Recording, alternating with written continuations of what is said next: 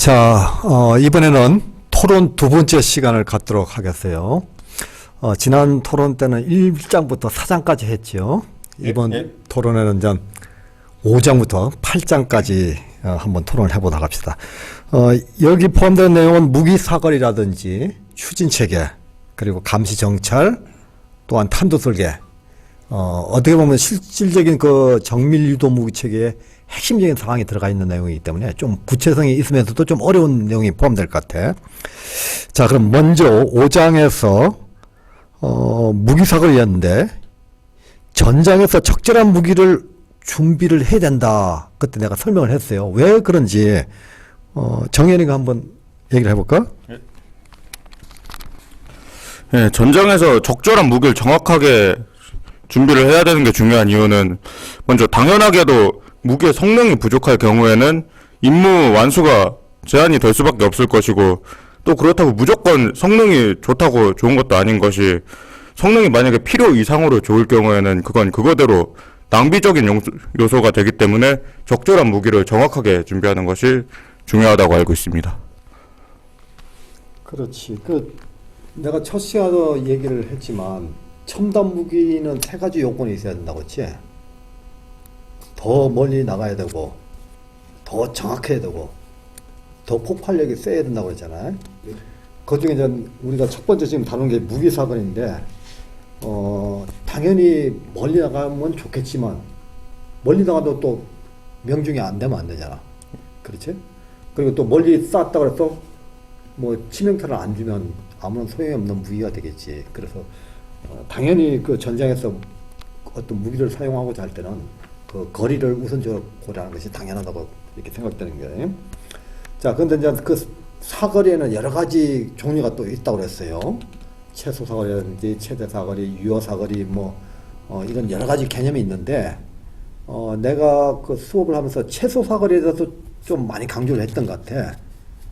왜 최소 사거리가 중요하다고 이렇게 이해를 했지? 일단 전장에서는 굉장히 많은 변수들이 있는데, 그렇기 때문에 그 전투가 예상대로 진행이 되지 않거나 아니면 뭐 다른 원치 않는 상황이 발생을 했을 때 빠른 반응과 그 단거리 사격으로 대응을 하기 위해서 그 최소 사거리가 중요하다고 배웠습니다. 그게 최소 사거리, 특히 이제 정밀유도 무기 같은 것은 최소 사거리 내에서 추진을 해야 되는 추진력을 받아야 되기 때문에 일단 그것을 고려하지 않으면 정밀하게 맞출 수가 없다는 그 중요한 게 있고, 또 중요한 것은 이제 안전 문제거든. 이 가까운 데 터져가지고 잘못하면 사수가 죽어버리면 안 되잖아. 그래서 그런 문제가 굉장히 중요한 어떤 매개 변수로 작용을 하고 있어.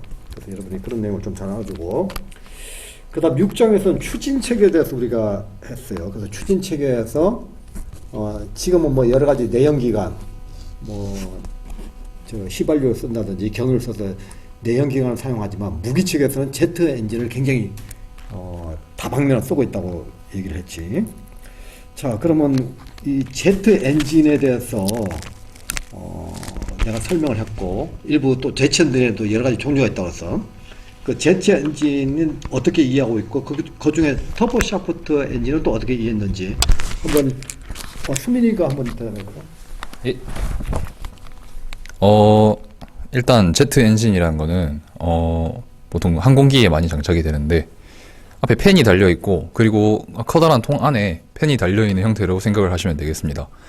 커다란 통은 이제 공기가 들어가는 부분이 있고 공기가 또 나가는 부분이 있는데, 들어가는 부분에서 나가는 부분으로 갈수록 점점 좁아지게 되고, 그리고 앞에 달려 있는 팬이 돌아가면서 이제 공기를 흡입을 하고, 그 흡입된 공기가 점점 좁아지는 관을 따라가면서 점점 이제 압축이 되고, 그리고 열이 발생하게 됩니다. 그 열이 발생한 공기에다가 연료를 분사하게 되면은 이제 그 연료가 불이 붙게 되고, 그리고 가스가 생기고 팽창하게 돼서 이제 그 뒤로 분사가 되면서 추진력을 얻게 되는 형태라고 알고 있습니다. 그리고 이제 터보 샤프트에 대해서도 이제 말씀을 하셨는데, 터보 샤프트는 이제 보통 항공기에 장착이 되는 애들이랑 다르게, 이제 항공기에 장착이 돼서 뒤로 이제 가스를 내보내는 형식이랑 또 다르게, 이 출력을 뒤로 내보내는 게 아니고 출력을 중심축으로 전달을 시켜서 그 축의 회전으로 인한 동력을 이용해서 어떤 장비를 또 작동시키고 할 수 있는 그런 엔진으로 또 알고 있습니다. 그러니까 제트 엔진은 그 현대 와서 개발되면서 예전 내연 기관은 공기를 빨아들여서 폭파시켰단 말이야. 예. 근데 제트 엔진은 그 어떤 무기체가 날아가면서 자유로 들어오는 공기를 이용해서 폭파시키는 거기 때문에 굉장한 장점과 함께 스피드가 있겠지 당연히. 예. 특히 이제 터보 샤프트 엔진을 내가 얘기한 것은 주로 우리 지상에서 쓰는 무기체계가 터보 샤프트랑 많이 관계되어 있잖아요. 주로 어떤 무기체계 쓰는 걸로 알고 있어? 그 헬기랑 그리고 그 예외적으로 이제 미국의 M1 에이브람스 전차에 사용되는 것으로 알고 있습니다. 그렇지. 아주 정확하게 잘 설명했어요. 지금 아파치 헬기라든지 미군의 M1A2 에이브람스 전차 이런 데는 터보 샤프트 엔진을 사용해서 동력을 얻는다고 내가 얘기를 했어요. 아주 잘 이해하고 있구만. 자, 그 다음 제트 엔진과 별개로 독일에서 개발됐다고 내가 설명했던 것 같은데 그 제트 엔진보다 더욱더 그 뭐랄까 단순하면서 강력한 효과를 거두는 램제트 엔진에 대해서 내가 설명을 했어요. 그 터보제트 엔진하고 램제트 엔진 차이점은 어떻게 이해하고 있지? 터보제트가 이제 기본적으로 팬을 이용해서 공기를 압축시키는 거라고 하면은 이제 램제트 엔진은 그런 팬 없이 그 기본적인 형태는 유사한데 이제 기체 자체가 워낙 빠르게 움직이면서 그 공기가 자연적으로 그 관 안에서 압축이 되기 때문에 엔진 안에서 압축이 되기 때문에 그 터보제트 엔진은 일반적인 속도에서 팬을 돌려서 공기를 압축하면은 램제트 엔진은 그 기체 자체가 빠르게 움직이면서 공기를 자연적으로 고압으로 압축하는 그런 엔진으로도 알고 있습니다. 그러니까 우리가 지금 바람이 불면 당연히 공기가 오겠지. 근데 바람이 안 불 때는 물체가 날아가면 공기가 들어올 거 아니야. 예. 그럼 그것이 이제 바람 부는 효과랑 유사한 효과를 거둬가지고 자연적으로 이제 그 공기를 빨아들여서 폭발시키는 이런 형식을 취하는 것이 이제 램제트 엔진이거든. 그래서 주로 이런 엔진은 로켓, 미사일 이런 데 많이 쓴다고 내가 얘기를 했지. 자, 그러면 우리 이제 추진 체계는 지금 중요한 내용은 개념은 좀 우리가 공부를 한 것 같아. 다음은 이제 감시미 추적 체계에 대해서 공부를 했거든. 감시미 추적 체계도 유형이 여러 가지 있다고 그랬어요. 그 중에서 이제 특히 이제 전장에서 가장 많은 것은 사람이라고 하잖아. 사람 눈이 가장 중요한 감시 체계라고 하는데, 이러한 그 사람 눈에 대한 그 육안이라고 하는데, 육안의 장점은 어떻게 볼 수 있을까? 현이가 한번 설명해볼까? 예, 알겠습니다. 사람의 눈, 즉 육안의 장점으로는 첫 번째로 교수님께서 설명하셨다시피 정말 많다는 것입니다. 누구든지 눈으로 상대를 감시할 수 있고 그리고 또 쉽게 감시할 수 있다는 것이 첫 번째입니다. 그리고 두 번째로는 해상도가 다른 장비에 비해서 높다는 것입니다. 이상입니다.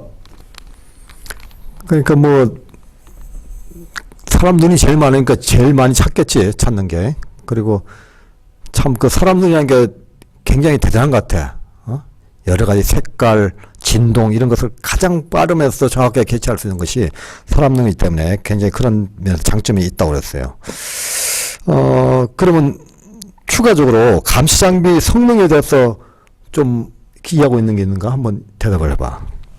제가 알고 있는 것으로는 감시 장비 성능에는 해상도와 회절 각도, 장치 시야 각도, 신호대 잡음 비율, 스캐닝 속도, 그리고 마지막으로 감시 장비 진동이 있는 것으로 알고 있습니다. 그래, 맞아. 그 여러 가지 종류가 있는데 그 각각의 어떤 구체적인 개념, 내용 이런 것들은 뭐 수업 시간에 여러분이 다 배웠기 때문에 대략 이런 거 있다 정도 이해를 하고 여러분이 기억하는 게 좋을 것 같아요. 그럼 지금 5장부터 8장까지 좀 중요하다 생각되는 몇 가지 내용에 대해서 한번 체크를 해봤어요. 혹시 뭐 질문이 있거나 아니면 여러분끼리 한번 좀 논의하고 싶은 내용은 있는지 모르겠어. 한번 얘기를 해봐. 남균이 동기에게 질문 하나 드리고 싶습니다. 남균이 동기가 눈의 장점에 대해서 또 이야기를 해주셨는데 감시체계 유형 중에 하나이지 않습니까? 이 감시체계 유형에는 또 다른 것이 어떤 것이 있는지 설명을 해주시면 또 좋을 것 같습니다. 그것에 대해서 설명해 드리겠습니다. 제가 먼저 앞에 설명드린 인간의 유관, 즉 눈이 있다고 설명을 드렸고, 그 다음으로는 레이더, 또 열 또는 전기 광학 장비, 자가 센서, 음향 센서, 마지막으로 압력 또는 무게가 있습니다. 네, 감사합니다. 저 이수민 동기한테 질문 하나 하겠습니다. 그러니까 아까 토보 샤프트 엔진에 대해 발표하고 준비를 잘 해오신 것 같은데, 토보 샤프트 엔진 특징 중에 항공유를 사용한다고 저도 알고 있는데, 혹시 항공유를 사용하는 그 이유에 대해 한번 듣고 싶습니다. 일단 만들어진 기반이 원래 이제 헬기 같은 항공기에 사용되는 거기 때문에 항공유를 사용하는 것이라고 또 예상이 되고요. 그리고 이제 아무래도 많은 터보 샤프트 엔진이 전차에도 장착된다고 말씀드리지 않았습니까? 큰 출력을 내야 하기 때문에 이제 많은 걸 또 실어야 하고 무거운 것도 옮겨야 하기 때문에 그래서 항공유를 사용한다고 말씀드리고 싶습니다. 그 항공유 사용 문제에 대해서 내가 수업 시간에 잠깐 얘기를 했거든. 예. 특히 이제 지금 그 터보 샤프트 엔진을 쓰는 무기 체계가 되게 미군이 쓰는 무기 체계잖아. 예. 왜 그럴까? 예. 운송하거나 할 때 보통 이제 항공기로 운송을 하게 되는데, 그때 이제 만약에 전차 같은 애들이 이제 항공유를 사용한다라고 하면 기름 관련, 유류 관련 보급 문제도 한 방에 해결할 수 있기 때문에라고 말씀해 주셨던 기억이 납니다. 미군이 뭐 어느 한 나라만 상대하는 게 전 세계를 상대하다 보니까 미군은 항상 전쟁할 때마다 골머리 앓는 게 이제 유류 문제거든. 근데 뭐 기름 종류가 여러 가지 있다면 상당히 수송하는데 어려움이 있을 거 아니야. 그래서 항공유라는 단일 유류를 쓰면 비행기뿐만 아니라 급할 땐 비행기에 있는 유를 빼가지고 헬기나 전체에도 넣을 수 있는 거지. 물론 그 항공유가 내가 이렇게 미군도 훈련할 때 옆에서 보면 좋지는 않더라고. 막 소리도 크고 굉장히 열도 많이 나지만 미군은 그런 것보다는 어떤 보급 체계 장점이 더 중요하다고 생각하고 있는 거지. 좋아. 또 다른 학생 뭐 토의할 점이 있겠나? 다 한 것 같습니다. 그러면 우리가 지금 5장에서 시작해가지고 8절까지 왔는데 내가 여러분들에게 토의하면서 몇 가지 좀 수업 시간에 많이 강조를 했지만 또 혹시 좀 누락되고 좀 이해를 하지 못한 게 있지 않나 생각해서 몇 가지 좀 체크를 좀 해볼 테니까 자기 아는 한들에서 한번 답변을 해주면 좋겠어. 아까 우리 균이가 감시체계 여러 가지 성능에 대해서 얘기했잖아. 근데 일단 거기 보면 뭐 FOB, 필드 오브 뷰지, 그 시선의 각도인데 그 각도가 왜 성능상에 중요하다고 혹시 좀 생각해 본 적 있는가? 죄송합니다. 크기 제가 그쪽에 대해서 정확하게 몰라서 교수님께서 한번 설명해 주시면 감사하겠습니다. 그러니까 FOB는 우리가 사람 눈으로 보는 건 상관없어. 사람 눈으로는 바로 보기 때문에 직진으로 보기 때문에 아무런 문제가 없는데 어떤 감시 장비, 간치 장비를 통하면 벌써 한 단계 이걸 통과하는 거 아니야. 그러니까 시선이 왔다가 어떤 매체를 통해서 꺾어지는 이 각도가 FOB거든. 근데 그 FOB에 따라서 형상의 어떤 모양, 여러분이 보면 그렇잖아요. 유리를 보다 막 이 물체가 찌그러지고 뭐 작게 보이고 또 뭐 이상하게 보이잖아. 그래서 그런 그 FOB의 비율이 굉장히 중요하다는 거야. 그래서 거기 성능에서 그런 내용이 포함됐고 또 아까 보면 전 자본비의 비율도 들어가 있잖아. 자본비가 소리뿐만 아니라 일반적인 그 감시 장비에도 적용이 되는 거야. 그래서 실제 형상에 보이는 그 어떤 품질하고 그게 어떤 매질을 통해서 우리 들어오는 그 뭐랄까 성능과 그게 포함되는 자본 이것이 얼마 들어가는가 이런 것이 굉장히 중요한 그 어떤 성능의 역할을 할 수 있겠지. 다음 아까 추진책에서 내가 최근에 이제 그 미사일이나 로켓을 많이 얘기하면서 이제 고체나 액체 연료에 대해서 좀 설명을 했어. 근데 이제 고체 연료 또 액체 연료 여기에 대한 어뢰가 그 언급이 좀 빠졌는데 혹시 고체 연료의 특징에 대해서 좀 단점, 장단점에 대해서 좀 얘기할 학생이 있는가? 고체 연료, 액체 연료 두 가지 있고 요즘은 이제 두 개를 섞어 하이브리드 최근에 우리나라가 그 높게 쏜 거 그러니 하이브리드 연료를 썼는데 고체 연료는 어떤 특징이 있고 단점이 있을까? 제가 답변드리겠습니다. 일단 그 고체 연료 엔진의 장점, 단점 설명하자면은 일단 고체 연료 엔진의 장점은 아무래도 액체 연료보다 그 고체로 되어 있다 보니까 비출력이 뛰어납니다. 그 엔진 하나의 출력이 이제 액체 연료보다 같은 부피라고 썼을 때 더 뛰어나고, 그리고 이제 고체 연료 엔진은 장기 보관에 또 유리합니다.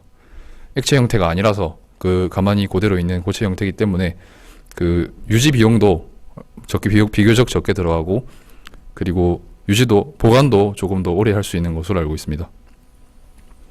그리고 단점을 또 말씀드리자면은 단점으로는 아무래도 일회용인 게 있는 것 같습니다. 이제 액체 연료 엔진과 다르게 뭐 이제 따로 이제 뭐 발사체를 충전한다거나 한다고 해서 다시 발사할 수 있는 게 아니라서 한번 발사하면 이제 그걸로 끝인 게 또 단점인 것 같습니다. 그 수민이가 설명을 잘 했어요. 내가 이것을 여러분한테 질문한 것은 최근에 이제 우리나라가 로켓을 올렸잖아. 그 로켓을 올리는데 보면 고체 연료와 액체 연료를 섞어서 하이브리드 개념을 맞았다 이런 얘기 나와요. 그러면 일반 사람은 잘 몰라. 저게 무슨 얘기일까 하지만 여러분 이제 배웠기 때문에 그것은 고체 연료의 특징과 액체 연료의 특징을 잘 조합해서 그야말로 정밀하게 타격하게 해서 만드는 어떤 개념이다 이런 것을 알고 여러분이 설명해 주면 사람들이 놀라겠지. 정말 많이 배웠구나 이렇게. 그래서 내가 한번 질문했으니까 여러분이 추가적으로 한번 학습을 해가지고 좀 더 세부적인 내용을 알았으면 좋겠어요. 자, 그럼 여러분 이번 시간 5장부터 8장까지 수업했는데 심오한 내용이었지만 여러분이 심도 깊게 이렇게 학습하고 또 기억할 수 있으니까 상당히 학습을 잘했다고 효과가 있었다고 생각합니다. 그러면 다음 수업 또 9장부터 12장까지 학습을 하고 나머지 또 마지막에 또 우리 토론하는 시간을 갖도록 하겠어요. 자, 여러분 수고했습니다. 고맙습니다.